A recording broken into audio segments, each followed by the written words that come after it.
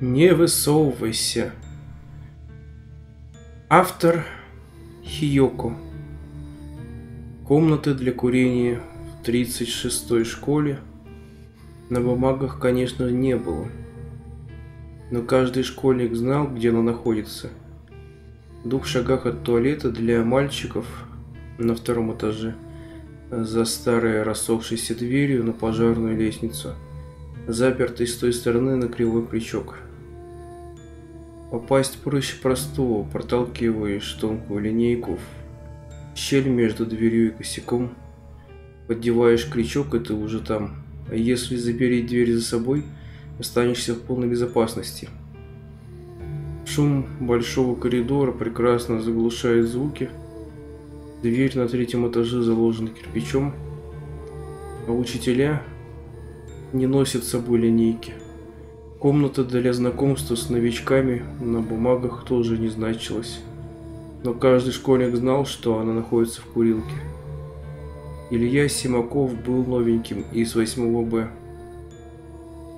И это был его первый день в 36-й школе. Поэтому в ожидании звонка на первый урок он стоял в облаке дыма чужой сигареты среди высоких стен, в облупившейся зеленой краске, и тщательно старался не кашлять.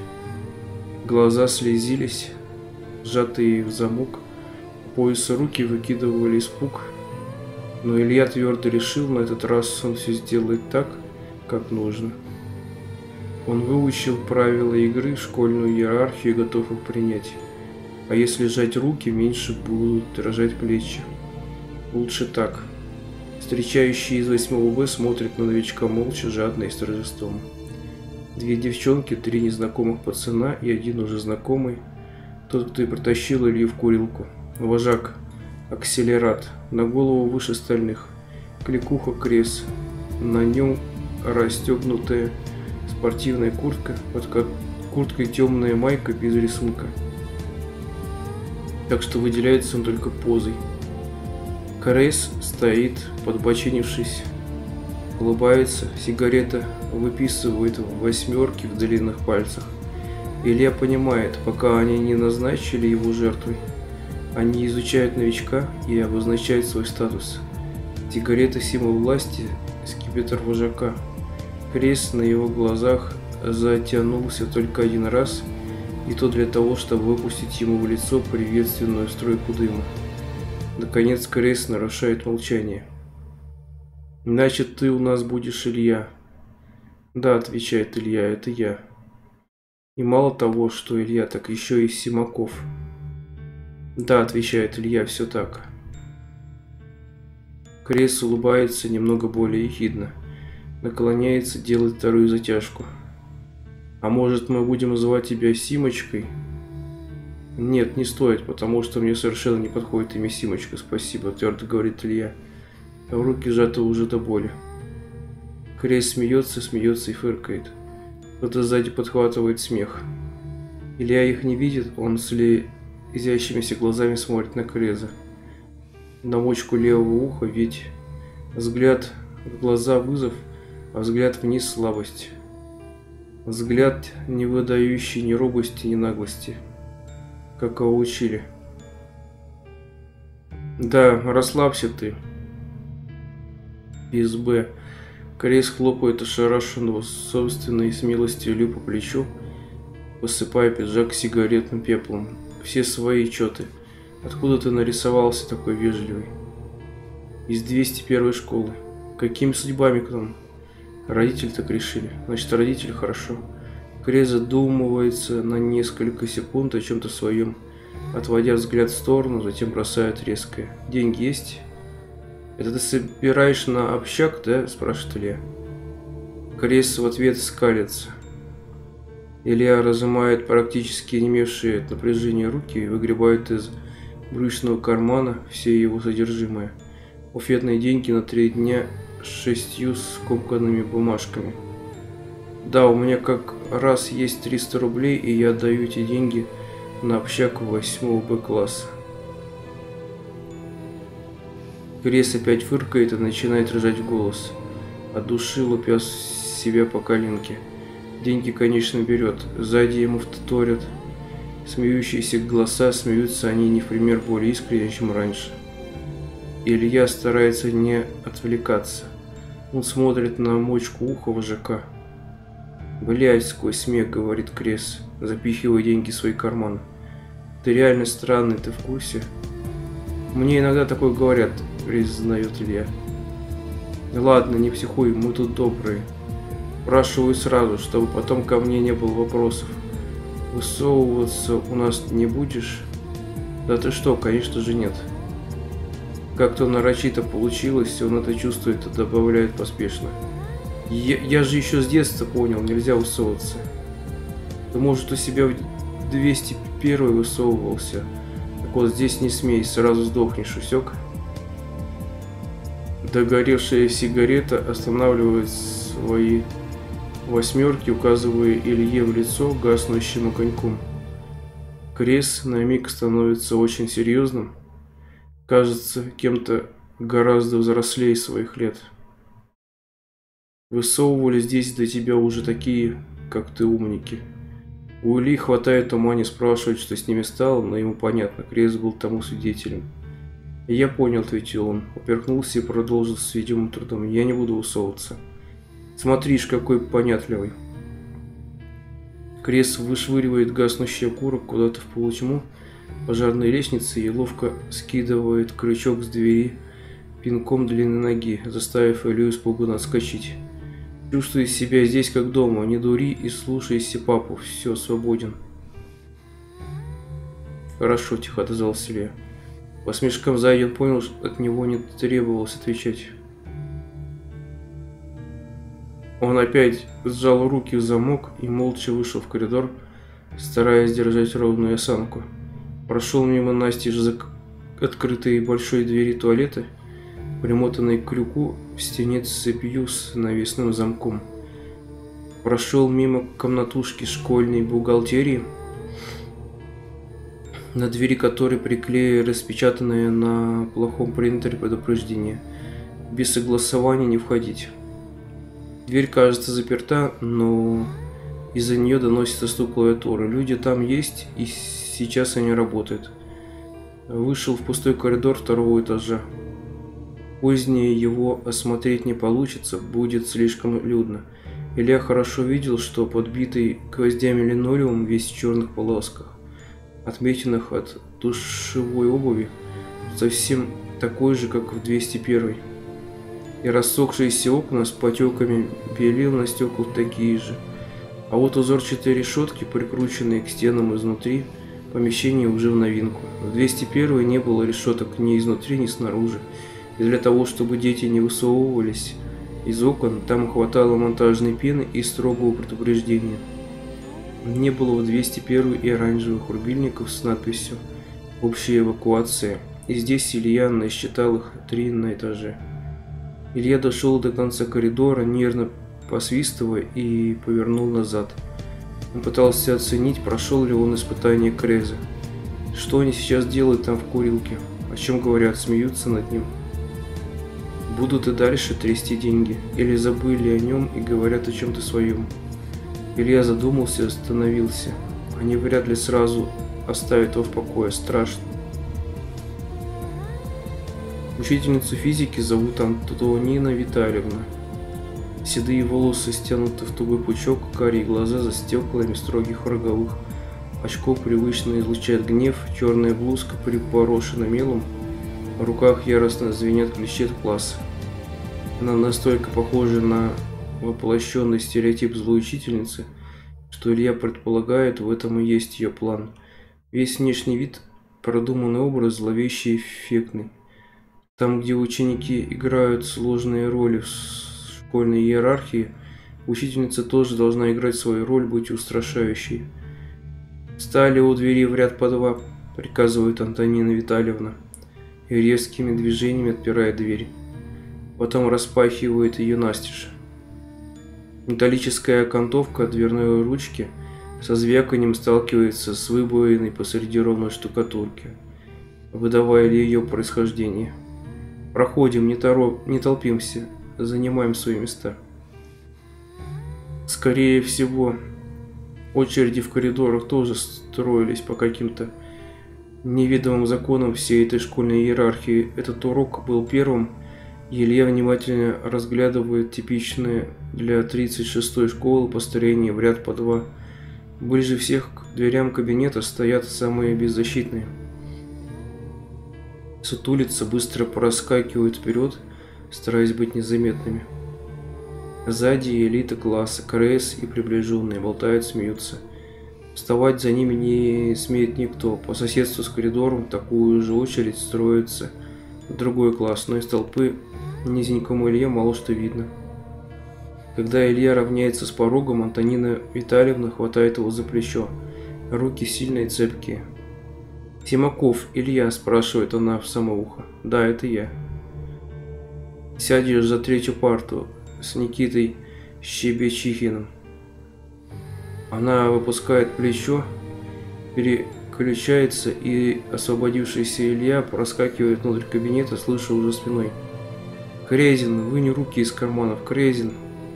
А я сказала, пока рук не вытащишь, в кабинет не войдешь. В классе стоит полутьма, и солнечный свет, проходя сквозь фигурные решетки на окнах, оставляет на партах и доске зловещие узоры тени. В лучах света танцуют зловещие пылинки. Никита уже сидит на своем месте, тетрадь у него тонкая, измятая, учебники обтрепанные, и сам он кажется каким-то истрепанным, мелким, с тонкой шеей, неестественно тощий, да еще и лицо дергается еле заметно. Ладони прячет в длинных рукавах кошмарного растянутого свитера, заплатами под кожей на локтях. Он пытается приветливо улыбнуться. Улыбка получается кривой.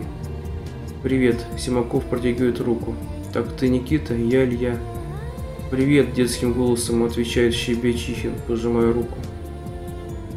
У него холодные потные ладони и слегка дрожит левое веко. Илья понимает, что стесняется на нее смотреть. Никита из тех, кто стоял в самом начале очереди. Илья садится за парту, переживая, а не опасно ли в 36-й для новичка делить парту с явным изгоем.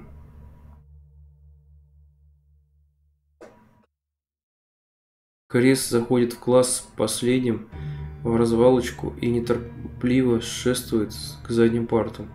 Антонина Витальевна запирает кабинет изнутри тяжелой металлической щеколдой. Под щебет звонка включает свет и разворачивается к кафедре. Урок начинается. Илья, уже подготовивший учебник и рабочую тетрадь, встает с места, приветствуя преподавателя. Антонина Витальевна истошно кричит, пятится и падает на кафедру. Журнал падает у нее из рук и шлепается на пол. Очки наполовину съезжают с носа, лицо становится такого же цвета, как пятна мела на блузке. Учительница поднимает дрожащую руку, указывает на Илью и начинает судорожно набирать в грудь воздух. «Симаков!» – орет на выдохе Антонина Витальевна так громко, что у Ильи закладывают уши. Илья стоит в совершеннейшем ступоре, оглядывая класс.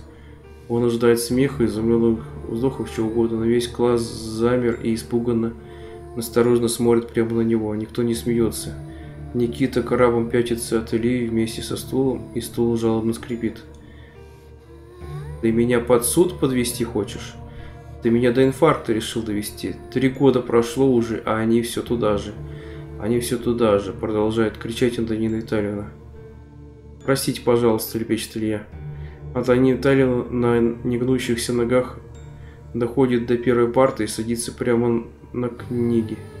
Она тяжело дышит, руки ее трясутся мелкой дрожью. «Вон из класса!» Слова звучат неожиданно тихо. «Убирайся!» «Но что я сделал?» – не понимает Илья. Никто не встает, он один встает. Уже сама себе говорит Антонина Витальевна, смотрит в пол. Как будто самый умный. Как будто ему больше всех надо. 3 года. Никита робко тянет Илью за штанину. «Выйди», — шепчет дерганный мальчик птичьей фамилией посреди полной тишины. «Сейчас так надо». Илья, не помня себя, уходит из-за парты и шагает к выходу. Оглядывается на Креза. Крез за парты у окна ловит его взгляд и зловеще проводит у горла кулаком, с отогнутым пальцем. Илья все понимает. Илья понимает, что только что сделал, и его с ног до головы прошибает мурашками. «Я думал, все встанут», — оправдывается он. Я не хотел высовываться. «Федотов, запри за ним», — говорит Антонина Витальевна кому-то и поднимает с парты с видимым трудом. Федотов встает с ближайшего к двери места. Он тоже явно испуган, и на его лбу в свете лампочки блестят капельки пота. «Больше на моих уроках ты, сопляк, не появишься», — добавляет учительница. Скрипит щеколда, открывается дверь, Илья выходит. Дверь с хлопком закрывается за его спиной. Это полная катастрофа, и впору благодарить Бога за то, что не произошло ничего еще хуже. Но в светлой голове тихого ботаника Симакова как будто закончились мысли. Шокированный Симаков ощупывает себя, осознавая, что только что произошло. Правда ли он так рисковал? Он все еще здесь, он все еще в порядке. Но он не может так просто уйти, он должен знать, он просто должен знать. Если приложить ухо к дверной щели и прислушаться, можно узнать, что происходит в классе. «Антонина Витальевна, а я в туалет», — слышит Илья наглый голос Крейза среди полной тишины. Должно быть, учительница кивнула, потому что Крейз встает и шагает к двери. У Ильи бешено стучит сердце. Он знает, Крейз идет за ним. Клац, клац, клац. Стучат по линолеуму крейзовские ботинки. Крейз подходит к двери незаметно, неторопливо. Наверное, он знает, что жертва прислушивает. Наверное, он нарочно идет медленно, чтобы жертве было страшнее. Клац, клац, клац. Если очень быстро броситься к лестнице, то можно успеть добежать до вахты и попросить помощи. Но Илья не двигается с места, с него достаточно. Он не сможет ничего сделать в состоянии такого шока. Если Крейз захочет с ним расправиться, пусть сделает это быстро. Щеколда поднимается. Крейз выходит в коридор, смотрит на замершего у двери Илью злым взглядом. Потом берет за лацкан пиджака и тянет за собой по коридору. Какой же он все-таки высокий, думает Илья, и безропотно идет за ним. Крейз идет быстро, не оглядываясь. Илья семенит за ним в ожидании расправы. Решетки на окнах, очереди в класс. Можно было сразу догадаться, что здесь не принято вставать. Крейз доводит Илью до туалета с цепью на двери и с силой от плеча швыряет внутрь. Илья падает на бедро и негромко вскрикивает от боли, не смея повышать голос. Крейз подходит к нему, хватает за шкирку, как котенка, и тащит по затоптанному грязному полу дальше, к кабинкам, очень спокойно и молча. Потом отпускает и наступает длинной ногой на грудь. «Смерти, значит, ищешь?» – заключает Крейз, неторопливо вытирая подошву белую рубашку своей жертвы. «Я же предупреждал тебя». Илья молчит. «Ну, скажи что-нибудь», – приказывает Крейз. «Я думал, все станут», – объясняет Илья. «Это привычка. В 201-е всегда перед уроком вставали, и поэтому...» «Все, заткнись. В 36-е не встают. Потому что если один урод встанет раньше остальных, то он высунется. 2 секунд хватит, чтобы ты, блядь, высунулся. Тебе вот повезло». Илья нервно сглатывает. Да, ему повезло. 3 года назад на уроке Антонины Витальевны кто-то высунулся. Крейз сплевывает и снова медленно вытирает подошву ближайшего. Сначала белую рубашку Ильи, потом об щеку. Илье мерещится, что подошва пахнет говном, он переворачивается, еще успевает встать на четвереньки, и его рвет на пол туалета недавним завтраком, кашей и блинчиками. Крейз смотрит так, будто ждет, что Илью вывернет наружу всеми внутренностями. Может быть, так оно и есть. Илья садится на пол, смотрит на Крейза снизу вверх. Вот если встать, точно опять собьет с ног. Он не чувствует в Крейзе злобы, только страх, да и красоваться ему сейчас не перед кем. «Какой же ты ущербный!» — кривится Крейз. «Почему ты до сих пор не сдох? Слушаем короткую лекцию, как не сдохнуть для дебилов. Айн, высовываться Блять, нельзя. Цвайн, нет, в переносном смысле тоже нельзя. Драйн, тот, кто высовывается, ставит под удар всех окружающих. Вопрос к классу. Что из этого ты не знал? Все знал. А что я тебе сказал перед уроком? Что в 36-й опасно высовываться. Бинго, блять, 5 с плюсом. В 36-й уже было 4 жертвы. Школы закрывают после 6. Последний раз у нас 3 года назад такой же, как ты, додик, решил понтануться перед тёлками и на продленке спрятался в классе Тоньки пулеметчицы. Когда все наши вышли с продлюги на улицу, Тонька заперла класс и оставила окна открытыми, чтобы проветрить. Этот додик из окна и высунулся. Успел помахать рукой. Человек 20 все видела, с тех пор на окнах решетки. А Тонька, такая Тонька. А ты видел? Крест спинает его в плечо. Илья зажмуривается и, когда понимает, что следующего удара не последует, приоткрывает глаза. Крест стоит над ним мрачный, зловещий, погруженный в воспоминания. Видел, вставай, сегодня после уроков придешь за школу к гаражам. Где гаражи, узнаешь. Там решим, что с тобой будем делать после всего этого. Не придешь, прикончу. Еще раз высунешься, прикончу. Все понял? Да, я все понял. Точно, сука, понял. Крест с размаху пинает Илью по ребрам. Точно, хрипит Илья и встает на четвереньки. Потом на ноги. Ребра еще не отпустило, левое плечо тоже отзывается на попытку встать болью. Приходится схватиться за уголок кабинки. Ты думаешь, ты один тут рисковал? Все могут сдохнуть из-за тебя. Вообще все, шипит Крест.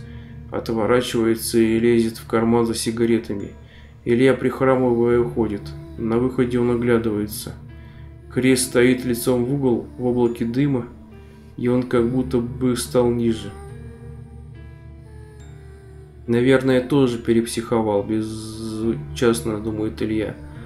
Унижение стирается из памяти, почти не оставляя следов, потому что гораздо важнее другое. Несколько минут назад он высунулся. В ожидании звонка Илья вспоминает все, что знал о тех, кто высовывается. Нужно отвлечься, осознавать произошедшее. Осознавать, что несколько минут назад он высунулся и чуть не... Осознать это до сих пор не дает какой-то блок в голове. Нужно понять, был ли риск реальным. Доказать себе, что сейчас все в порядке. Первое зафиксированное доказательство того, что на всей территории бывшей Российской империи высовываться больше нельзя, появилось 26 апреля 1936 года. В 201 школе эту дату зубрили еще в 1 классе. С конца гражданской войны из других деревень, конечно, долетали жуткие слухи, но их распространение порицали как суеверие, недостойное просвещенного советского человека. А в 1936 году на партсобрании колхоза «Родина» под Костромой старший механик, которому нужно было в этот день выступить с докладом, явился с 2-минутным опозданием, приоткрыл дверь, просунул в помещение голову и сказал с улыбкой: «Виноват, товарищ, опоздал». В учебниках ОБЖ за 1 класс этот случай, конечно, описали в сокращении. Бедный механик мучительно погиб. Любопытному Илье этого показалось мало. Он раскопал в школьной библиотеке подробное описание происшествия, а потом жалел, что ходил в библиотеку. Механик умирал долго. Сначала с его высунувшегося сквозь дверь лица неуловимо быстро исчезли глаза, нос и рот, оставив только овал из гладкой розовой кожи. Первые мгновения он неподвижно стоял в дверном проеме перед коллегами. Потом несколько секунд медленно ощупывал то, что осталось от лица. а потом начал задыхаться. Человек без лица молча метался по кабинету, опрокидывал стулья, колотил ладонями по столу, пока не упал, забившись в судорогах.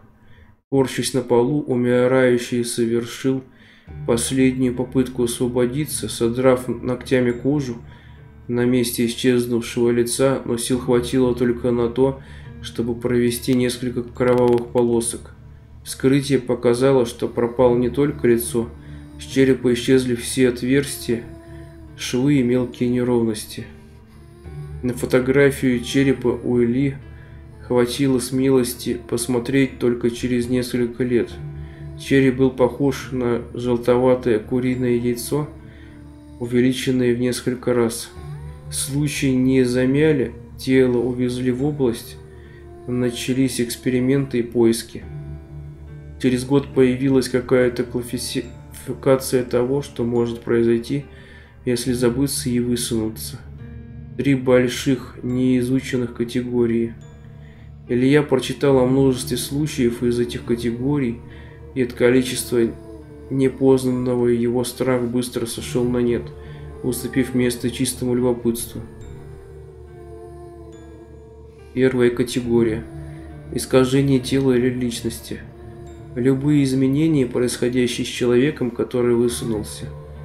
Были описаны, например, случаи, когда из человеческого тела выросли ржавые трубы и залили помещение струями кипятка, или когда руки и ноги разделились на множество тонких фрактальных ответвлений и начали обвивать стены, как плющ. Вторая категория. Аномалии пространства и времени. Намного опаснее, потому что происходили не с человеком, а со всем помещением. Квартиры, оставаясь неизменными снаружи, внутри превращались в лабиринты из одинаковых комнат размером с московский метрополитен. В помещении протекали часы за то время, пока снаружи проходила минута.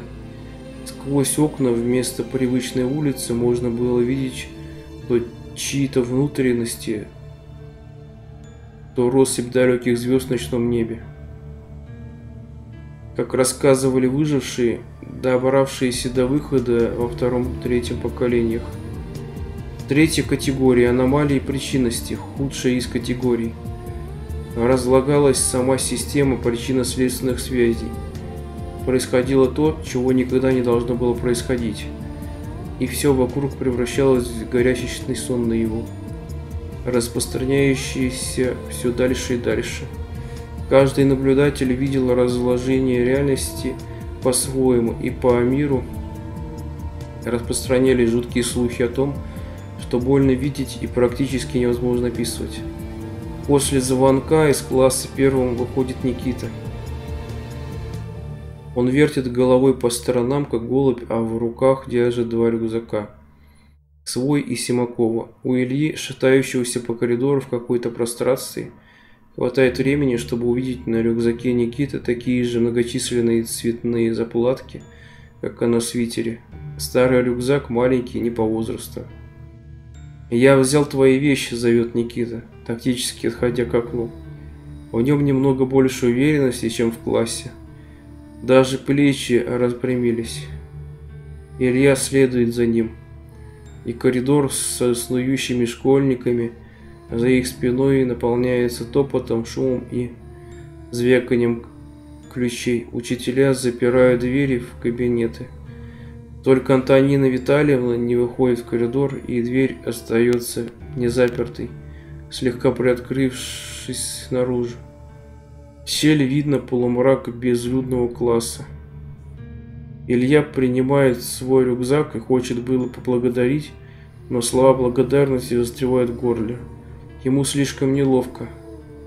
Перед Никитой, перед Антониной Витальевной, даже перед Крезом. Подумать только, он высунулся на глазах у всего класса. Никита тычет пальцем в грязное пятно на рубашке. «Это Крез тебе так?» Илья мнется, продолжает молчать. «Ясно, методы у него, конечно, да. Пятно тебе нужно сегодня замыть, и из-за него ты выделяешься. Выделяться в 36-й, в принципе, небезопасно. Спасибо», — вежливо выдавливает вся Илья. Пожалуйста, благодушно отвечает Никита. За гаражи хоть приходить не велел? Не велел, сказал, что прикончит, если не приду. Перед лицом мелькнули свежие воспоминания. Темный силуэт Креза, потрескавшийся потолок, смрадные грязные ботинки. Илья почувствовал, что когда шок пройдет, невыносимая обида займет место спасательного оцепенения, и тогда ему станет очень-очень тяжело. Типичный Крез, не парься, тебя там не убьют, может быть, даже бить не будут. Многие наши из других школ в первый день через это проходили. Это у Креза такая манера вести. Никита замялся, потом показал в воздухе кавычки указательными пальцами. Воспитательные беседы. И все эти люди, они все высунулись? Блин, нет, конечно, почти никто не высовывается. Они всего лишь чем-то бесили Креза, и он вызывал их на стрелку, а потом они или вписывались в жизнь класса, или... Никита опять замялся дольше, чем до этого. Или что, не выдержал Илья? Или не вписывались? Да не переживай ты так, сам себя сильнее накручиваешь. Голос Никиты звучит успокаивающе, и Илье передается его спокойствие, даже оторопь проходит. При всей необычности Никиты он знает, что говорит. И не просто действительно хорошо понимает, что творится в 36-й, а кажется, хочет этим поделиться. Может, ему не с кем разговаривать, думает Илья. Никит, а что все-таки произошло 3 года назад? Ну, сам я тогда болел, а те, кто видел, вспоминать очень не любят. И все рассказывают немного разное.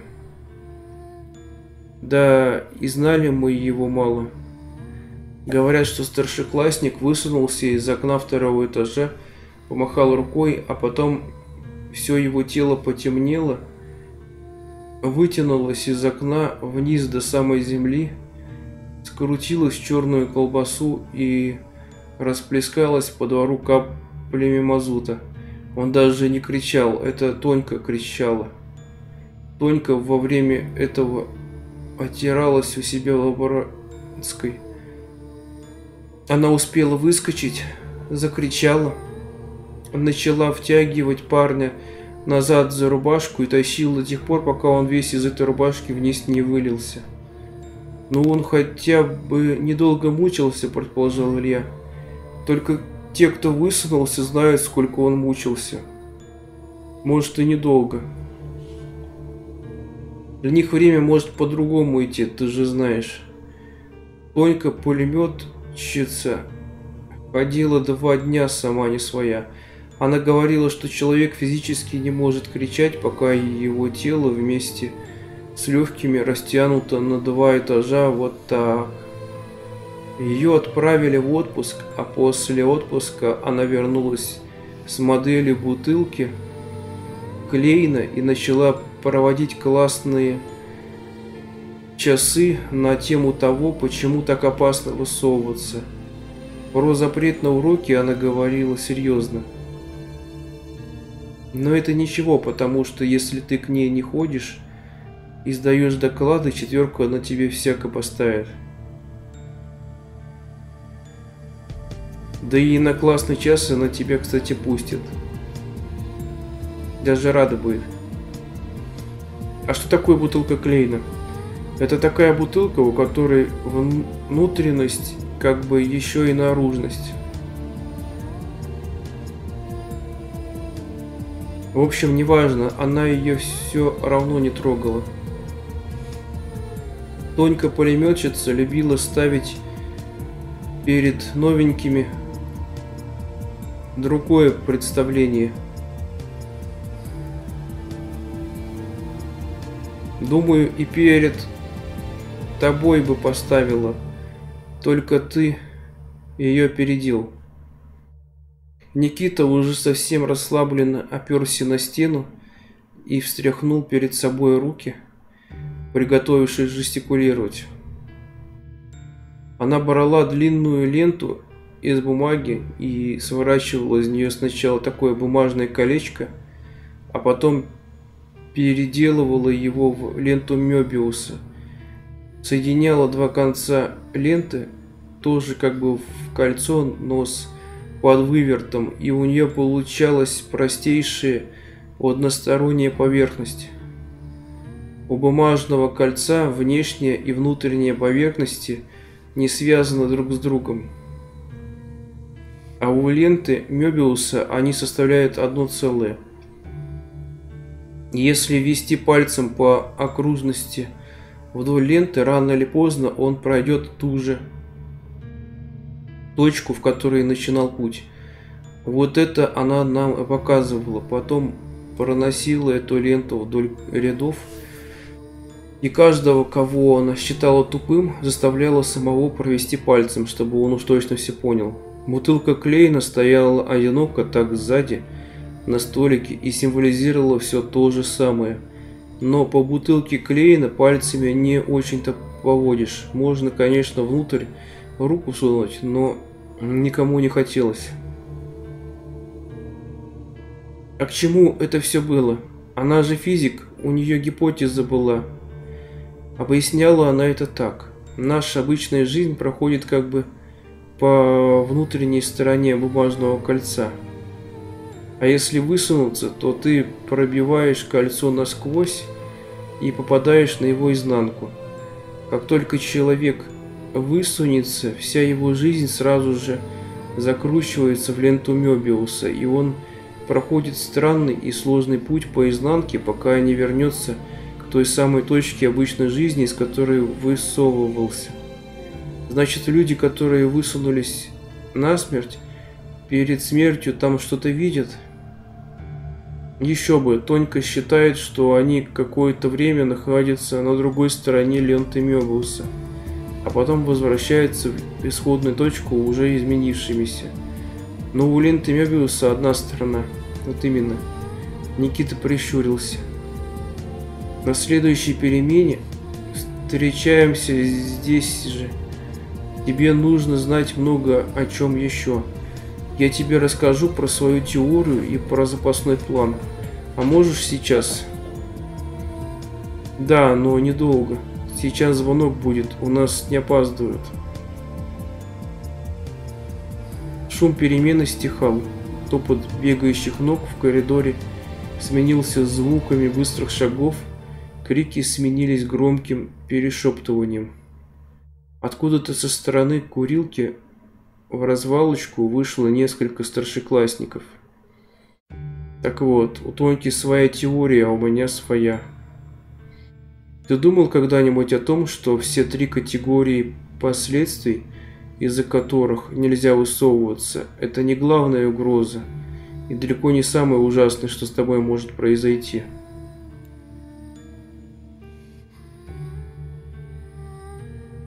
Илья задумался. У него было хорошее воображение, и он очень живо представил себе, как незнакомый ему школьник черной струей переливается через подоконник, а несчастная физичка держит его пустую рубашку и кричит от ужаса.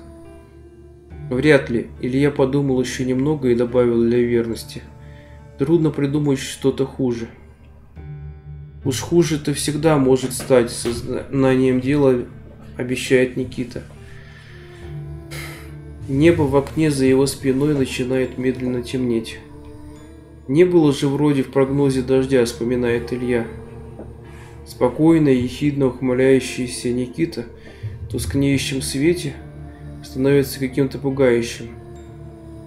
Илья понимает, что сейчас он уже не стесняется на него смотреть, но ему очень неловко, что сам Никита тоже разглядывает его пристальным оценивающим взглядом, потирая детские ладошки, наполовину спрятанные в огромных рукавах. Так вот, щебечет Никита, я в двух словах. Есть такой английский математик, написавший 2 книжки не по математике, большой любитель спящих маленьких девочек и шуточек о смерти, о снах черного короля. Когда черный король просыпается, исчезает весь снящийся ему мир. Что если смысл запрета высовываться не в том, что тебя изуродует или превратит во что-нибудь. Что если все дело в том, что если ты высунешься и пробьешься на ту сторону ленты Мёбиуса, этим ты разрушишь весь мир, в котором живешь. Но все те, кто высунулись, не разрушили мир. А единственное назначение их жертвы – предупредить и напугать Черного Короля. Единственный человек, которому по-настоящему нельзя высовываться, это ты. И все вокруг тебя существует для того, чтобы не дать тебе забыть про это. Никит, достаточно. Делает попытку прервать разговор Илья. Я такой же черный король, как и ты. Я все понял, я буду осторожен. Молодец, радуется Щебечихин. Теперь бежим строиться. То, что в Никите казалось успокаивающим, сходит на нет, уступая место сильной неловкости в его присутствии, даже тревоги. Небо за спиной Щебечихина становится все темнее на глазах, как перед грозой, и показывается еле заметными алыми отцветами. Илье кажется, что он уже все понял. Он очень старается не судить людей по внешности, но с Никитой и Крезом все было очевидно. Первый изгой чокнутый, второй недоуголовник, который наслаждается избиением и мелкими грабежами. Плевать, что их связывает, день закончится, и больше к этой парочке Илья в жизни не подойдет. «Ты что, звонок не слышал?» – теребит его Щебечихин. «Так не было звонка, Никит». Никита вдруг переводит взгляд и смотрит прямо Илье в глаза. «То есть как не было? У нас с таким не шутят». «Я не разыгрываю». К Илье окончательно вернулась оторопь. Пропавший звонок, странности Никиты, небо еще это. А он без зонта. Как тогда домой? «Я не разыгрываю», — повторил Илья немного тише. «Я на самом деле не слышал никакого звонка». Никита всплескивает руками, потом начинает суетливо шарить себе в маленьком рюкзаке и очень быстро лепетать высоким птичьим голосом. «Да нет, не может быть. Не все, кто высовывается, делают это в последний раз. И даже тогда это не может влиять только на звуки. Должно измениться что-то еще. Читай вот это». Он пихает Илье в руки учебник природознания за 11 класс. И зачем ему такой? И откуда в 11 классе здесь этот предмет? Открытый в случайном месте. Илья смотрит в текст. Люди, которые высунулись, делятся на А. Умирающих, Б. Ведущих себя так, будто ничего не произошло, В. Извергающих жидкость из биологических отверстий, Г. Кричащих, что у всего вокруг есть хоботы, Д. Читающих эти строки, Е. Избегающих света, Ж. Лишившихся лиц, З. Управляемых невидимыми руками, И. Протекающих сквозь пол, К. Привыкающих к коридорам, Л. Неприкосновенных, М. Поддающихся дрессировке, Н. Бегающих кругами, О. Тебя. Классификация выдающегося советского ученого, президента Академии наук СССР Х.Л. Борисова. Цитируется труд «История разложения мира». 4 ТТ, том 1. Илья чувствует, будто в мире что-то сломалось и уже никогда не вернется в норму. Будто все резко стало не по-настоящему. Обида, шок, страх – все отступает на второй план перед этим чувством ненастоящего. Тут какая-то очень странная классификация тех, кто высунулся. То есть, почему странная? Обычная классификация. Видишь 3 пункта. Про искажение тела, пространства и причинности. Никита тычет пальцем строку привыкающих к коридорам. Вот здесь, например, про энтропию смысла. Илья со страхом глядит на нового товарища. Нет, здесь написано, может, я вслух прочитаю? Нет. Никита схлопывает учебник и кидает его в рюкзачок. Просто с тобой ничего не закончилось. И нам срочно нужно Нет, кабинет. Куда? Не расслышав, переспрашивает Илья. В медкабинет? В нет-кабинет. Я так и сказал. Я отведу, обещает Никита. Он перестает суетиться, будто разом сбрасывает маску. Да куда ты все время пялишься? И, оборачиваясь, тоже видит тяжелеющее небо. Значит, вот как, констатирует Никита. Значит, появляются изменения, которые видишь не только ты. Я так и знал. Дождь, наверное, будет. Несмело замечает Илья, борясь с желанием в голос заорать. Не будет никакого дождя, отмахивается Никита. Ничего не будет, вообще ничего. И очень скоро. Но ты еще не высунулся до конца. Есть вещи, которые тебе нужно знать до того, как все закончится. Илья все-таки кричит и вцепляется себе в волосы. Все, пойдем быстрее, тянет его за плечо Никита. Пойдем, мы успеем. У ближайшего рубильника общей эвакуации Щебечихин притормаживает и рвет его вниз. И морщится, но Илья не слышит сирены, как не видит выходящих из дверей попарно школьников. Илья спешит следом за Никитой, и лампы дневного света над головами мерцают, а утреннее небо за оконными решетками продолжает темнеть. Линолеум становится каким-то мягким и пружинищим, и теплым, вызывая у Ильи ощущение, что он ступает по чему-то живому. Стены на этаже тоже меняются. Между окнами с решетками вовнутрь белеют прямоугольники запертых дверей в кабинеты. Из-под них пробивается красноватый свет. За одной из дверей неразборчиво разучивают какую-то песню. Никита, почему у вас в школе двери между окнами, которые на улице смотрят? Там же нет смысла делать двери. Как будто там даже какие-то дети, но этого уже не может быть. Не смотри туда, нет там дверей. Но я вижу. Не видишь, отрезает Никита. Галлюцинации ты видишь. Там просто стена, идем, не пялься, спи. Он снова тянет Илью за собой. Илья непослушно смотрит на двери во все глаза. Это все слишком ненормально и неправильно, чтобы отворачиваться. Он читает на дверях в никуда номера и названия. Кабинет 19, класс псевдобиологии. Кабинет 40, плетение узлов. Кабинет 66 омега, класс эсхатологии. Знаешь, когда ты только пришел, я решил, что у тебя умные глаза, печально говорит Никита. Я решил, что ты не совершишь непоправимых ошибок. Я решил, что ты достаточно предупрежден. И вот мы здесь. О чем ты? Кабинет 217, сад непрерывного гниения. —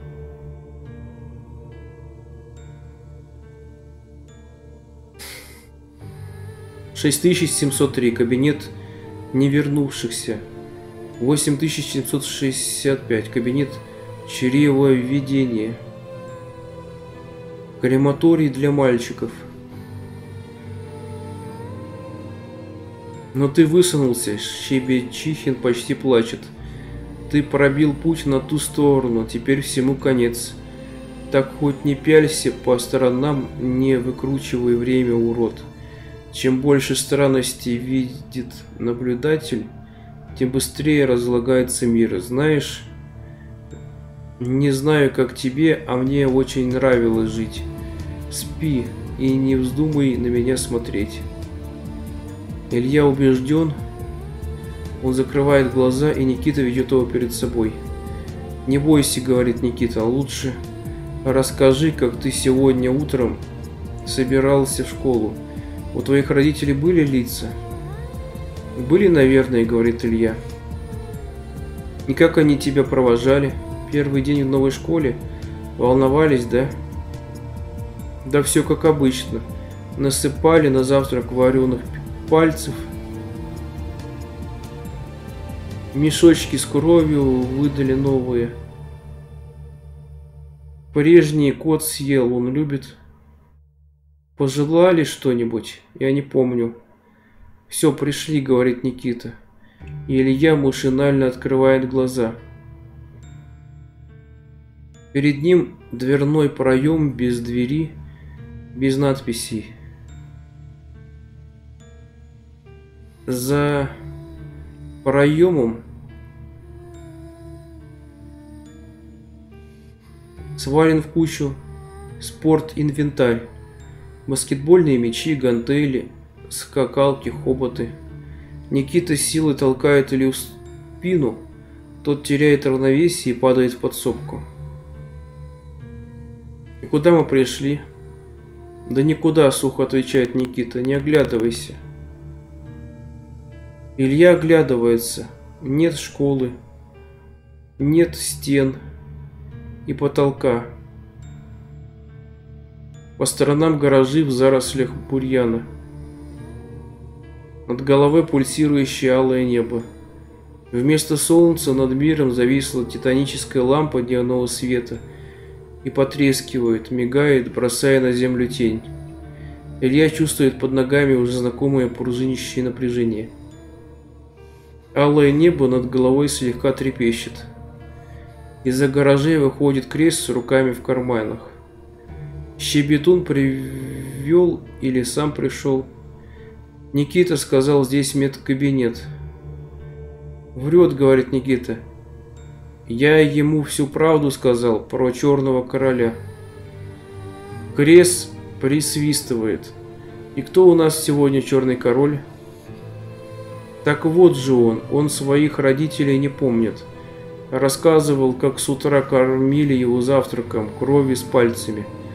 Он до сегодняшнего утра не жил, спит он. Женек его надо в кому».